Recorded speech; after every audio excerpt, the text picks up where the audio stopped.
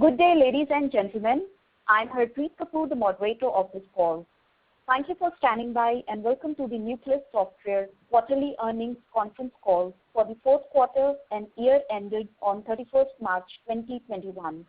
For the duration of the presentation, all participants' lines will be in listen-only mode. We will open the floor for Q&A post the presentation. So I would like to now hand over the proceedings to Ms. Swati Ahuja. Over to you, Swati. Thanks, Harpreet. Good afternoon, everyone. This is Swati from Investor Relations team at Nucleus Software. A very warm welcome to all of you for this Nucleus Software earnings conference call for the fourth quarter and the year ended on March 31st, 2021. For discussion, we have here from the management team, Mr. Vishnu R. Dusad, our Managing Director, Mr. Parag Bhise, CEO, Mr. Anurag Mantri, Executive Director and CFO, Mr. Tapan Jaiswal, colleague from the finance team, Mrs. Prema Rajaraman, Vice President, Ms. Debyani Sinha, Global Head HR, and Mr. Ashish Khanna, Business Consultant, Financial Inclusion. As you all are aware, Nucleus Software does not provide any specific revenue earning guidance. Anything which is said during this call, which may reflect our outlook for the future or which may be construed as a forward-looking statement, must be reviewed in conjunction with the risk that the company faces. An audio and transcript of this call would be shortly available on the investor section of our website, www.nucleussoftware.com. With this, we are now ready to begin with the opening comments on the performance of the company for the quarter and the year ended on March 31st, 2021 from the MD. And post that, we would be available for the Q&A session. With this, I now pass it over to Vishnu sir. Over to you, sir. Thanks, Swati, and good afternoon and a warm welcome to this investor call for Nucleus Software's quarter and year ending March 2021. Tough times and extremely tough situations that all of us are going through. Glad to let you know that the financial year 2021 was not as bad financially as we had visualized it to be at the beginning of the year. However, the last couple of months have been rather tough in terms of number of COVID-19 cases. Our task force of more than 100 members was working round the clock to ensure that our colleagues and their family members who got infected got the best care that could have been arranged. It was a challenging year, but we were able to maintain our revenues.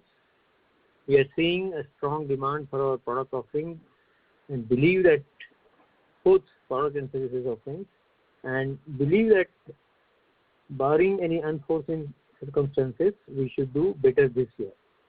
On that note, I now hand over to Parag Bhise, our CEO. Thank you very much, Vishnu, for the opening address. Hello, everyone. A very good afternoon to you all, and welcome to this investor call. Hope everyone is safe, including their near and dear ones.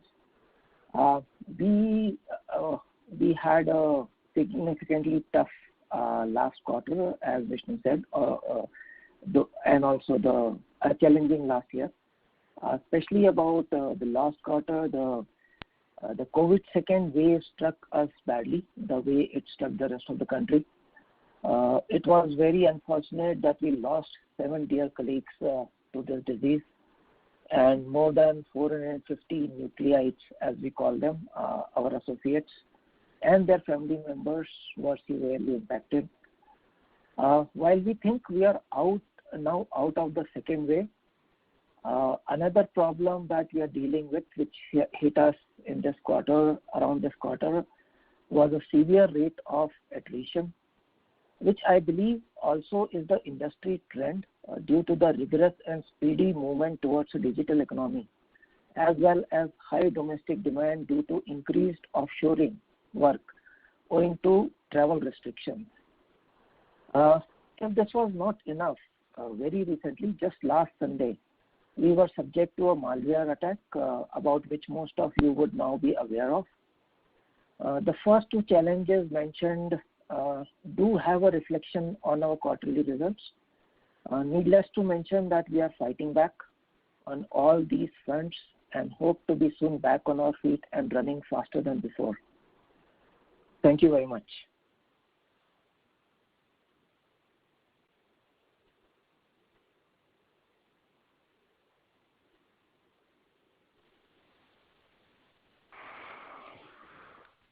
Tapan sir, please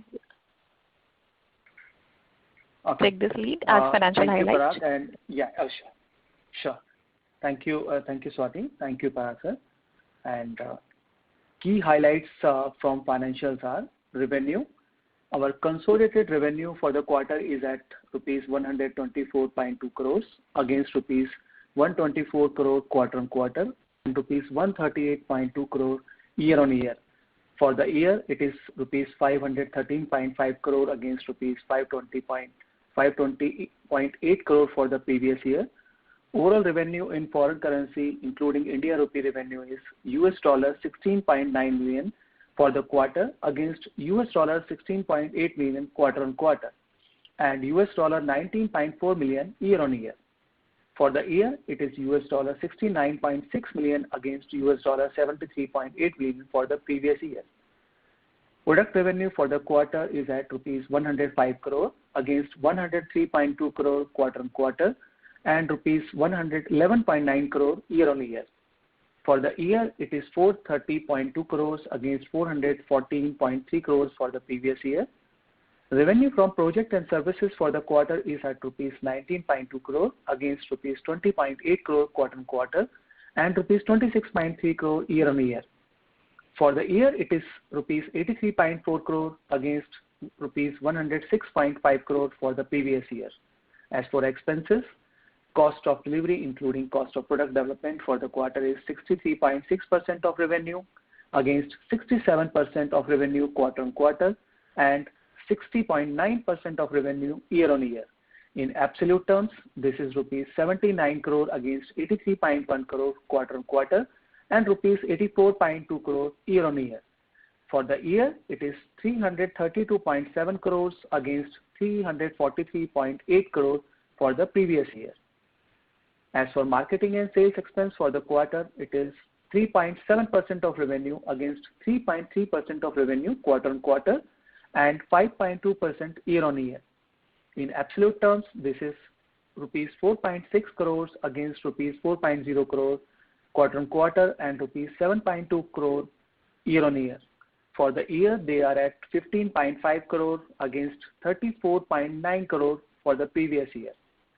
As for general and administration expenses for the quarter, it is 7.3% of revenue against 8.7% of revenue quarter-on-quarter and 11.3% year-on-year.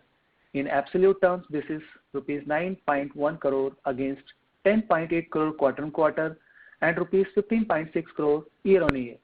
For the year, they are at rupees 37.1 crore against 49.1 crore for the previous year. As for EBITDA, it is rupees 31.5 crore against 26.1 crore quarter-on-quarter and 31.2 crore year-on-year. For the year, EBITDA stands at rupees 128.1 crore against 93.1 crore in the previous year. Other income from investment and deposit is at rupees 6.7 crore against 9.2 crore quarter-on-quarter and rupees 8.7 crore year-on-year. Total other income for the quarter is at rupees 7.2 crore against rupees 10.3 crore quarter-on-quarter and rupees 10.3 crore year-on-year. For the year, other income from investment and deposit is at rupees 34.3 crore against 31.8 crore for the previous year. Total other income for the year is at rupees 39.6 crore against 37.2 crore for the previous year. Total taxes are at 8.2 crore against 8.1 crore quarter-on-quarter and 10 crore year-on-year. For the year, taxes are at 35.9 crore against 27.8 crore in the previous year. Net profit is at rupees 27.35 crore for the quarter against 24.8 crore quarter-on-quarter and 28.1 crore year-on-year. For the year, it is rupees 117.9 crore against 89 crore in the previous year. Other comprehensive income is at negative 1.5 crore for the quarter against positive 1.5 crore quarter-on-quarter and negative 6.4 crore year-on-year. For the year, it is rupees 1.9 crore against negative 7.5 crore in the previous year. Total comprehensive income, which includes net profit and other comprehensive income, is at rupees 25.9 crore for the quarter against 26.3 crore quarter-on-quarter and rupees 21.7 crore year-on-year. For the year, it is at 119.9 crore against 81.5 crore in the previous year. As for EPS for the quarter, it is at 9.42 as against 8.55 in the previous quarter and 9.69 in March 20 quarter. For the year, it is rupees 40.62 against 30.64 in the previous year. In terms of foreign currency hedges, on March 31st, 2021, we had $4.75 million of forward contracts at an average rate of 75.06. There is a mark-to-market gain of rupees 36.80 lakhs, which has been taken to hedging reserve in the balance sheet. As for revenue contribution from the top 5 clients in the quarter is 27% as against 29% in the previous quarter. The order book position is rupees 477.9 crore, including rupees 450.5 crore of the product business and rupees 27.4 crore of project and services business. In December 31st, 2020, the order book position was rupees 460.6 crores, including rupees 428.3 crores of product business and rupees 32.3 crores of project and services business. As for cash and cash equivalent balances, as on 31st March 2021, it stands at 692 crores against 673.3 crores quarter-on-quarter. This includes balance in current account of rupees 32.3 crores, various schemes of mutual funds rupees 445.9 crore, rupees 43.8 crore in fixed maturity plans, fixed deposits of rupees 30.5 crores, investment in tax-free bonds of rupees 111.8 crore, rupees 27.7 crore in preference shares. With regards to receivables, we are at 85.7 crores against 90.2 crores previous year. During the quarter, there is a gross addition of fixed assets of rupees 0.96 crores, consisting primarily of 0.22 crores on plant and machinery, 0.15 crore on software, 0.41 crore on computer, and rupees 0.18 crore on furniture and fixtures. That's from the financial highlight perspective. Now I'll hand over to Swati. Thank you, sir. With this, we are now open for the Q&A session. I will now hand it over to Harpreet. Over to you, Harpreet. Thank you so much, Swati. With this, we will open the floor for Q&A interactive session. I would request all the investors, please press 0 and then 1 to unmute your line. I'll repeat. To ask a question, you need to press 0 and then 1. First question of the day we have from Deepan Shankar from Trustline PMS. Your line is unmuted. Please go ahead. Yeah, thanks a lot for the opportunity and good evening, everyone. Firstly, wanted to understand is the outlook for order book improving in Indian NBFC segment, and how is the order book outlook for Southeast Asia, Middle East, and Australia? I'm glad to let you know that this is Vishnu. Glad to let you know that outlook for product orders is, as I mentioned in my opening remarks, is looking good in all the geographies that you talked about: India, Southeast Asia, Middle East, and Australia. Okay. And this other expenses has been more than 50% lower as compared to last year. So how much of this kind of cost savings is sustainable once normalcy returning? Actually, what is likely to happen is depending upon how the offices, work from home versus work in office, that combination, as well as the travel required for implementations, travel required for business acquisition, sales, event participation, etc. It would vary. It would vary from this level to. It may not go back to the earlier levels immediately, But yes, it will all depend on how soon things open up and so on and so forth. So we are not able to predict it with any accuracy. I must say, we have had our we've extended our office opening or working from office at least 4 times in the last 1 year. So it's very difficult to talk about it. Okay. So what will be this impact on this malware attack? Is there any data leakage of customer data and things like that? So how was the customer reaction on that? So any financial impact on because of this? Anurag, would you like to take that? I can talk about financial impact. We as of now we are still assessing.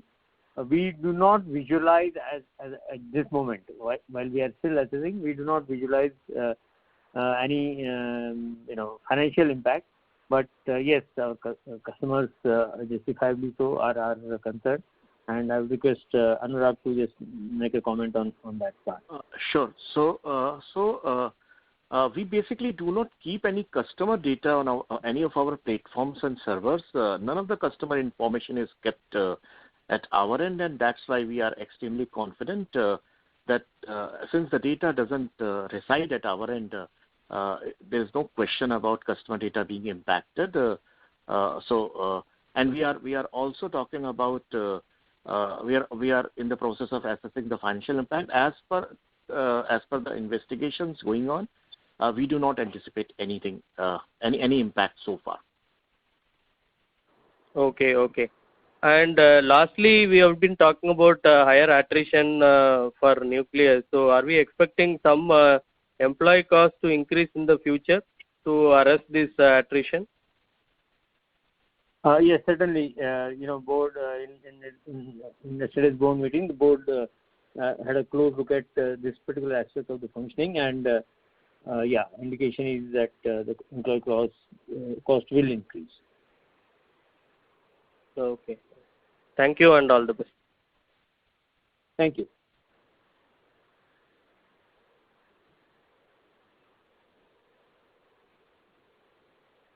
And go ahead.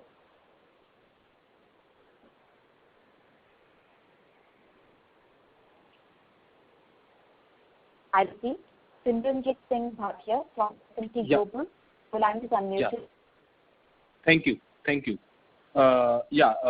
My question is that in the Q4 your revenue from operations is very flattish when I seeing from the Q3 point of view, and even in the quarter 3 of last this financial year, you have stated that during your conference call that there is some delay from the customer side also. So I want to know your view going forward, how you are seeing this means in terms of the revenue generation in the next couple of quarters on the top line front. I think we are I would say even keel about it, in the sense that while our discussions with most of our customers are on, some of them are signing up, but various events that are unfolding, as we talked about, intense number of COVID cases in the last 2 months. Factors like this, they are affecting us. They are affecting the entire economy. So it is difficult to talk about how the revenue would pan out in the next couple of quarters. We are optimistic. This is all I can say right now. Okay. And my last question is that you have just stated that employee cost will increase in the next financial year. So can you give some guidance? What is the at least minimum percentage amount if we are seeing the employee cost as compared to the previous year from the FY20, it is going to increase? As a policy, we do not give any guidance. Okay. I won't be able to talk about any specific number. Sure. Done. Thank you. All the best. Yeah. Thank you. Next we have Alok from M3 Investments. Your line is unmuted. Please go ahead. Yeah, thank you. This is Anuj Sharma. Vishnuji, I had few questions on our business. One is, earlier during the year, we were cautious on the NBFC segment, and rightly so. What is our outlook now in the NBFC segment and opportunities in the same? I think the NBFC segment is going through a real, difficult period right now because of the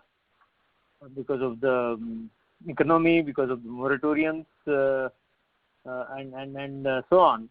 And then at the same time, there is enough of fintech activity also, which is wanting to leverage this opportunity.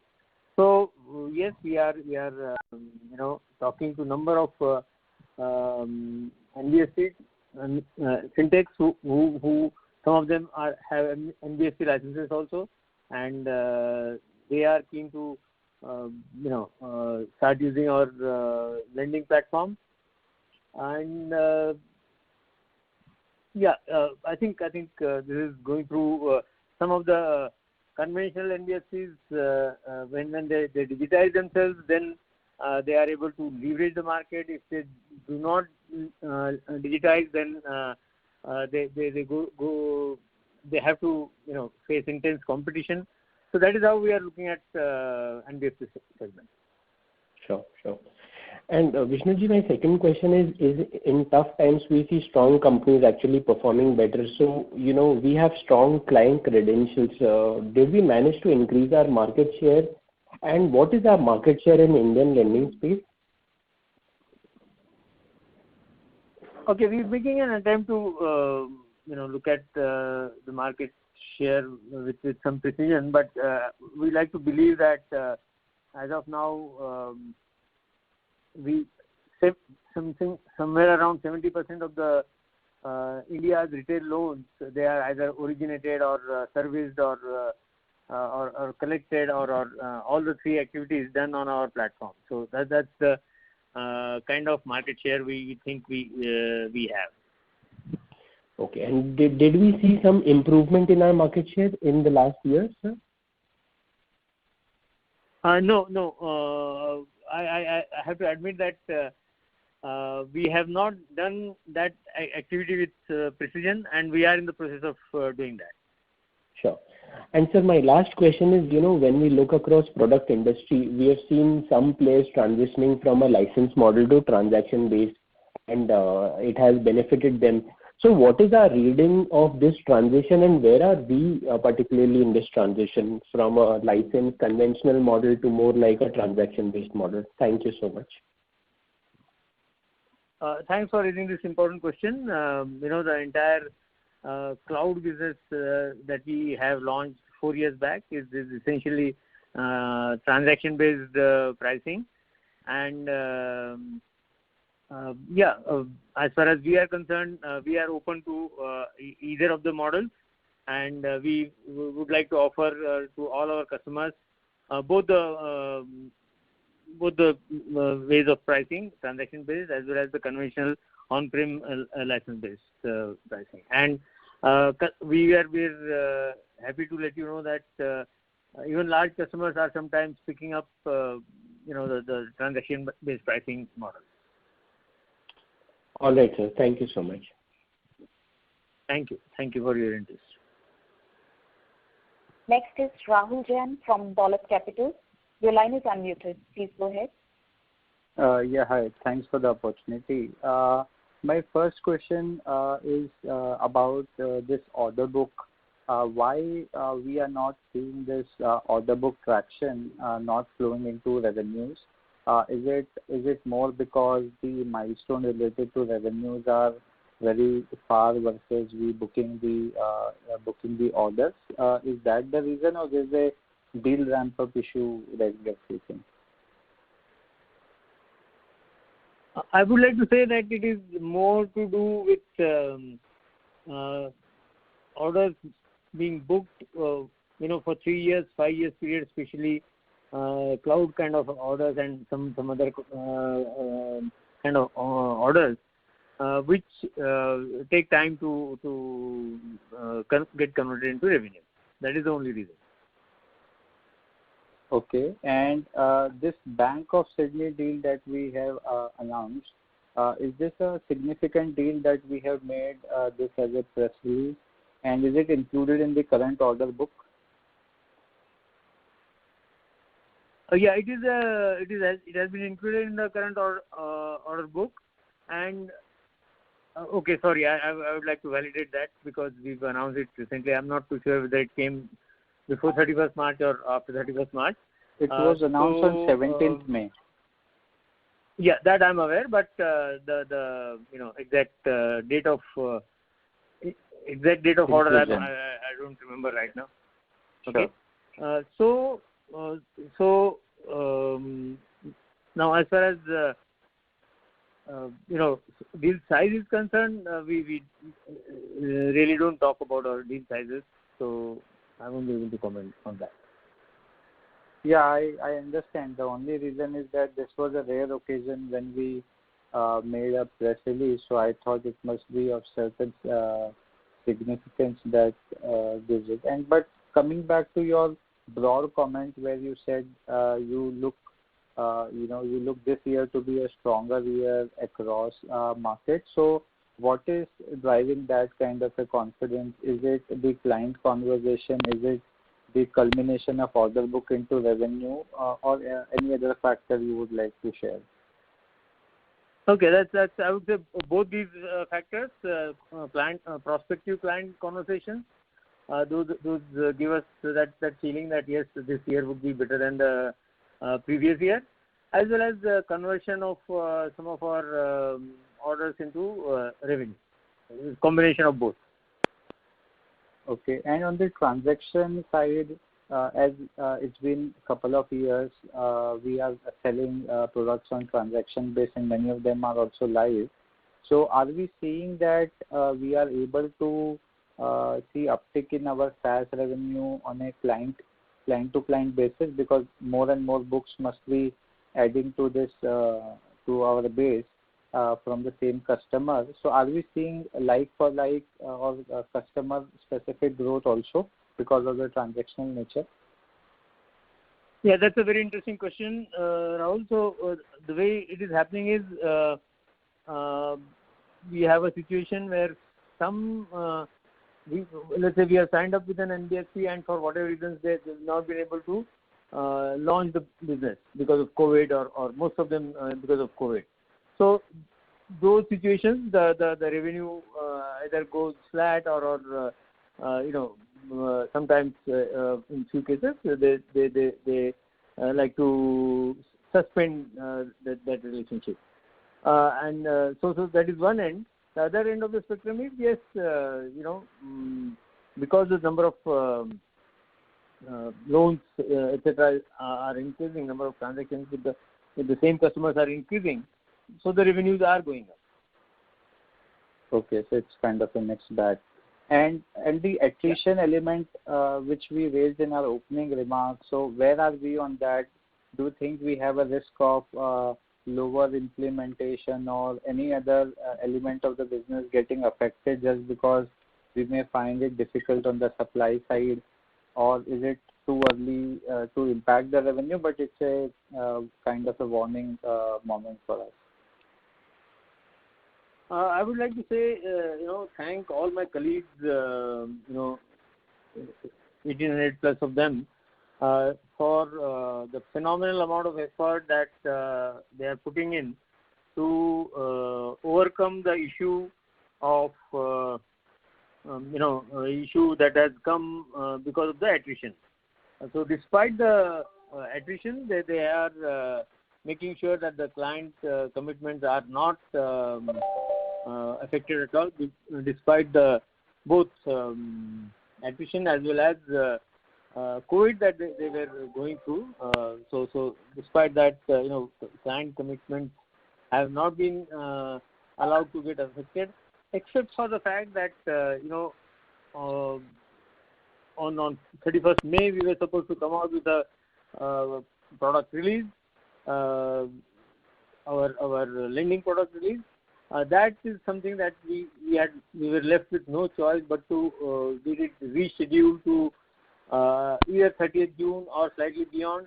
We will come to know about it during this month. That apart, we have tried our level best to, and I have to once again thank my colleagues for ensuring that despite the attrition, despite COVID, our client commitments are not allowed to get affected. Okay, appreciate it. Just last suggestion or request from my side is that when we give our initial financial data which is shared by Tapan, instead of just reading that data, if we could just add one remark or anything like why a particular cost is higher or lower, or anything which is worth mentioning in those line item, I think those that way it will become far more helpful for us to note down those things. Thank you. That's a very meaningful suggestion, and we would certainly like to take it up next time onwards. And thank you very much for the suggestion and your continued interest. Thank you, sir. Thank you. Next is Himanshu Upadhyay from CGIM Mutual Fund. Your line is unmuted. Please go ahead. Yeah, hi. Good afternoon. I had few questions. The first one was in the last quarterly con call, you mentioned that we are doing a lot of work on the sales improvement and sales related stuff. Okay, and we about our own resources also. Can you elaborate on that word? You were doing a lot of work on the sales. Hello. Yeah, sales, you said, hello? Right? Yeah, sales yes, effort and yeah. So you said that this has been going on for last few quarters. Can you elaborate on where we were and where we want to reach in terms of sales effort and sales what we want to achieve, and where we are currently, so that just I am a new investor or we are a new thing. So just can you elaborate on that? It would be helpful to understand what you are doing and where we want to reach. Right. So thanks for raising this very meaningful question. Our effort when it comes to sales is ensuring that our prospective customers understand the value of the precious intellectual property that we have created, and that requires that our sales team understands the product extremely well. It is both our product lines are extremely rich, and likewise our services offerings are extremely rich. And unless our prospective customers understand the value, they would not be able to derive that value from that. And that's where we struggle to make. I have to say that use that word. Unfortunately, we struggle to make our prospective customers understand how powerful our offerings are. And I can say that while we have been at it, we have reached a particular level, but I must admit that we are still not satisfied with our own ways of being able to convey the value that we continue to create. While our existing customers are enjoying that value, we get tremendous appreciation of that value. We still have some difficulty in communicating that value to our prospective customers. Does that answer your question? Yeah, that is fine. So I at least understand what the problem you are facing. Now the next would be, how are you trying to resolve this thing, and how much distance we have covered, And so how do you make it more effective? So that would be the thing. So the distance that how we are trying to resolve this is through the training that we, the product training that we conduct for our sales teams. The hands-on, experience that our sales team goes through, and based on that, then we are able to convey that value. I would say we have covered half the distance, and we have another half to cover on that front. One last question on this side. Have we also brought in more people from outside on sales? Because this is just a feedback, and see, when your customers, when we need them, okay, or let's say an NBFC, and even in their presentations and in their annual report, they would tell very highly about you, okay. So at least customers has a very high regards for your product. So on hiring also, are you trying to think of getting more practical people into the sales, or people who have used your product and who have been? So have you also made some changes on the sales people side also, or is it the same sales people you are trying to get more effectiveness out of the thing? That's a very good question once again. That's a very good question, Himanshu. I think what we have tried over last few quarters is some of our colleagues who have been doing implementation, they have started moving into sales, and the experience has been, I would say, pretty good so far. So that's what we will continue to explore, apart from our conventional lookout for sales people from outside. Okay. Thanks. One more query if I can ask. So this question was, we have been a slow and steady grower, okay, over the years. And a lot of people who join IT industry are young professionals, okay. If the growth for the company is lower, the attrition would be always higher only, because new positions may not be created at that pace, okay. But the salary rise cannot be also at a very high pace. So does it worry you that if we are not able to grow faster on attrition and employee side, we will keep on facing challenges? The last one. Thank you from my side. Thank you again for this insightful question. I think the way we are looking at this is, we are the people who join us. They for them the financial part is not the only thing for which they join. They do join us for the learning environment and also the impact that their work creates on the society. So with these two factors that come in, we are able to attract the right talent. The current phase of attrition, which is I would say pretty high, that is, I would say, is one-off, and we are making long-term changes to ensure that our attrition then in future remains low. Okay. Thank you from my side. Thank you, Himanshu. Before taking next question, I'll announce again. If you wish to ask a question, you need to press 0 and then 1. Next, we have Samarth Singh from TPS Capital.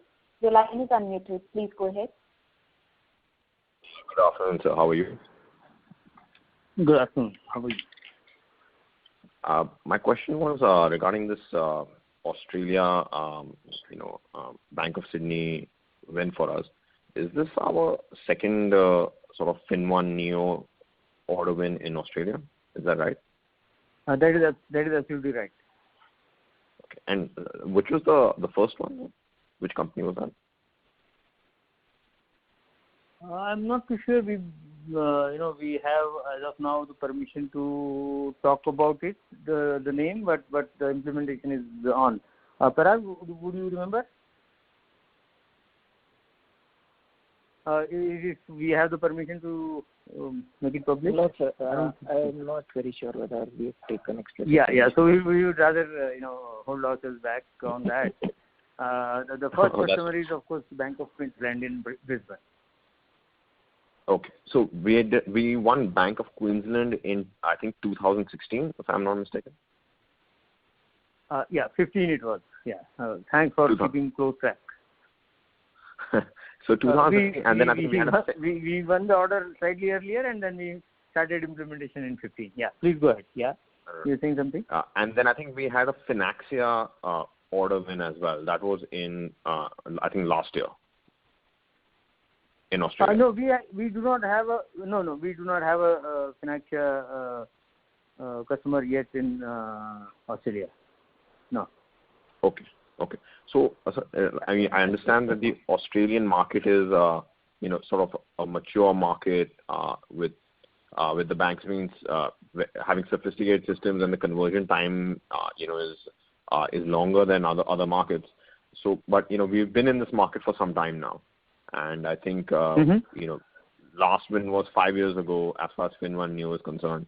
So is that pace picking up now? And, and the other part is it gets into the previous question, which is how are we more effective with our sales? And, if we implemented something in 2015-16 and, I was listening to one of your interviews and you were talking about how our product significantly decreases loan origination times for banks. So shouldn't we automatically be getting more inquiries and more conversions at a quicker pace in this market? No, I quite agree with you. I think the 16 to 19 that year, those 2 years or those 3 years have gone in getting the market to understand that this is a company which is worthy of their focus or their attention. And post that, I think we are now looking at a steady stream of orders, some large, some small. That's how we look at Australian market. So we won't have to wait for another 4 or 5 years for a win from Australia. No, not certainly not. And on the origination side, what other software are banks in Australia using right now? Sorry, on which side? On the origination. Okay, there are a couple of local tools that are available. So yeah, I think once they start experiencing the power. They experience the power at Bank of Queensland, and that's how we got reference at our second customer. And at third customer, they didn't even have to experience the power. Based on the first one itself, we were able to win that order. So I think we are looking at a steady stream now. Okay, and previous calls, we mentioned that we're going to use this cash balance for entering new geographies. So have we sort of zeroed down on which is the next geography we want to focus on? We are in that process. We've still not taken the timeline decisions. We have identified geographies. We have not taken the timeline decisions as to when we will, in which year we'll go to the, let's say, US, and which year we'll go to Canada. Whether this this financial year or next financial year, because of these uncertainties. This is what I can say. Okay, that's all from my side. Thank you. Thank you so much. I'll repeat, participants, if you still have any questions, you may please press 0 and then 1. Next, we have Vaibhav from HNI Investments. Your line is unmuted. Please go ahead. Yeah, hi. Thanks a lot for providing the opportunity. So my question is again to Vishnu. Vishnu, see, the last year was the year of pandemic, and probably we are not going to see the pandemic at least nobody can predict it, but this is worst of the years in probably last century, and we did not lost cash in that year, right? Even in global financial crisis, we did not lose any cash during that year. So I wanted to ask you, when was the last year when we, on a yearly basis, we lost cash? Why would you like to invest in a company which loses cash on yearly basis?